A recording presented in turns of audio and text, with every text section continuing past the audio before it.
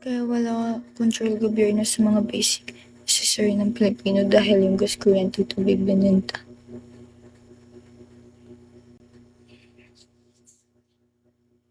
Magmano ka sa akin sa Pasko. Sino ba po siya? Ayun nga. Yan na yun. Ay, basta, hindi nyo pwedeng sabihin na wala tayong ambag sa tax. Sa mga nag-share ng post na yun, nakita ko yun sa Facebook eh.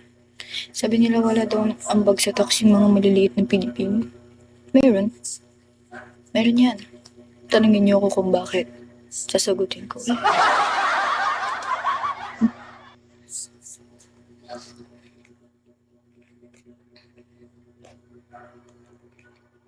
Basta ngayon. Kaya bawal mag-jowa muna ngayon. Kasi meron pa ba sa tax ha? Lahat may ambag sa tax. So, meron. Lahat may ambag sa tax. Ilang taon ka na nagbayad sa tax. Ako, sasabihin ko, simula siguro ginastusan ako ng magulang ko. Nagbabayad na ako ng tax. Simula ginastusan ako ng magulang ko, nagbabayad na ako ng tax.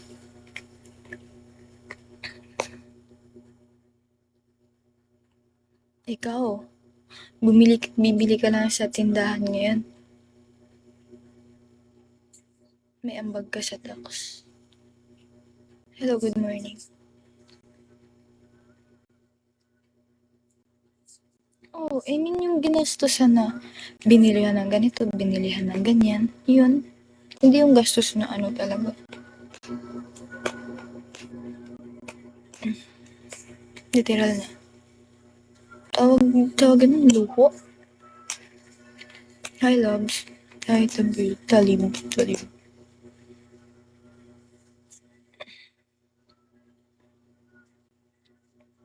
Huwag kayo maging one-sided. Kasi minsan nagiging one-sided kayo eh. Totoo yan. Hi.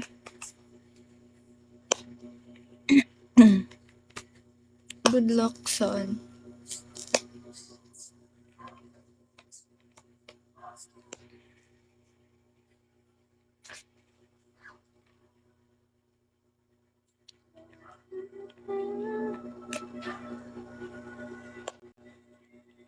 Nagpa-check up sa doktor, nag-ambag ka na sa tax. Bakit hindi? Diba? Every product na hawak ng doktor, binabayaran yun, diba? Binibili yun. So, every product na hawak nila, or every product dito sa Pilipinas, is may tax. Yung tax na yun, dinadagdag nila dun sa product. Syempre, pag hindi nila dinagdag dun, malulugi sila at malulugi. Dinadagdag nila sa product para hindi sila malugi. Pag binili mo yun, doble yung presyo ng product. Or kapag nagpa-check ko sa doktor, doble yung presyo. Kasi pati yung doktor nagbabayad ng tax eh. So magiging doble talaga yung price. Kasi paano yung pagod niya? 'Di ba? Pag nagbayad ka na ng bills, ate, doble na. Yung doble nun, ibabayad nila ng tax. Meaning, sila hindi nagbayad ng tax, ikaw meron. Galing sa kanila yung pera na pinangbayad ng tax, pero inabot mo yun sa kanila na galing sa bulsa mo. Ganun lang kasimple.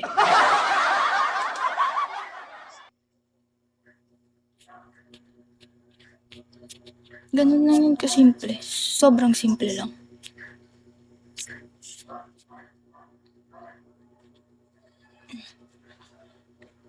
Bibili ka ng candy? Nagbayad ka na agad ng tax. May ambag ka na agad sa tax. Ganun lang yung kasimple.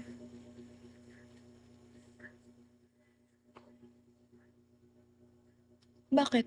Kala nyo yung mga negosyante, yan yung mga nagbabayad mismo ng tax? Magpapalamang?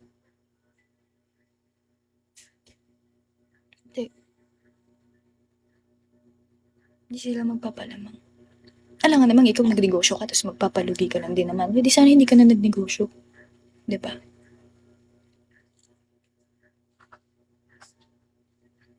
Ganun lang kasimple yun ate. How old are you?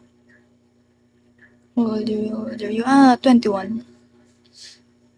Hello, pwede bang ipakita ang magandang alam mo, tigilan mo ko sa papa na yun kasi baka sipain kita.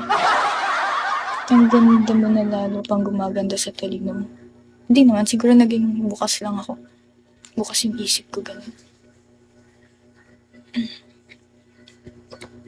Tapos sa tuwing gumagastos ka, nagbabayad ka na ng tax. Yes. Sa tuwing gumagastos ka, gagnibiyang, magbabayad ka na ng tax. Ano, bigyan kita ng example.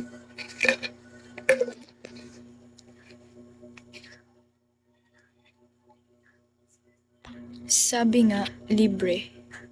Pag di na tayo nagbayad ng tax daw kuryente, sabi ng Senado. Sabi nga, libre pag di na tayo nagbayad ng tax daw kuryente, sabi sa Senado. Ano? Normal na magkaroon ng tax.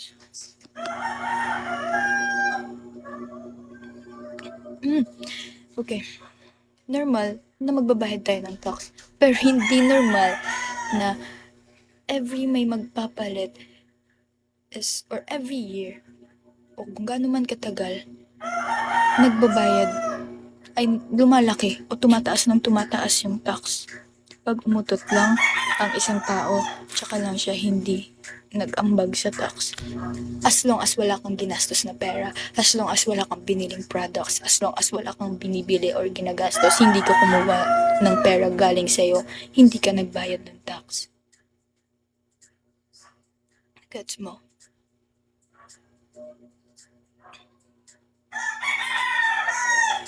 Di pa rin? The reason kung bakit tumataas, ulitin naman natin, dito naman tayo. Ulit-ulitan Academy. Hi, Whisper.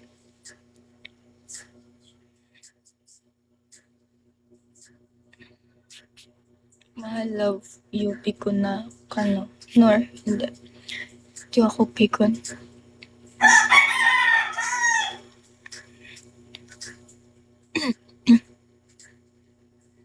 Sa tingin niyo bakit tumataas yung price ng products?